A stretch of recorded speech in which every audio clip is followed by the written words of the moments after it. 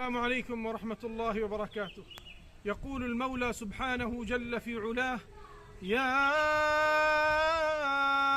أيها الذين آمنوا، اسمع يا أيها المؤمن، يا أيها الذين آمنوا لا تلهكم أموالكم ولا أولادكم عن ذكر الله. قال المفسرون عن ذكر الله أي عن الصلاة. لا تلهكم أبدا الأموال والأولاد عن الصلاة، عن الذكر، عن الإنابة، عن ذكر الله، عن طاعة الله، لا تلهكم أبدا. ومن يفعل ذلك فأولئك هم الخاسرون. هذا هو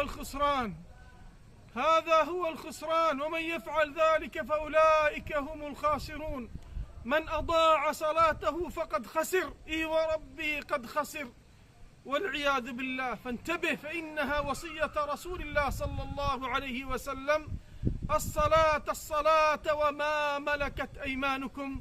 والسلام عليكم ورحمة الله. وانشر المقطع، لا تنسى انشر المقطع لعل الله ينفعني وإياك بهذه الكلمات. السلام عليكم ورحمة الله.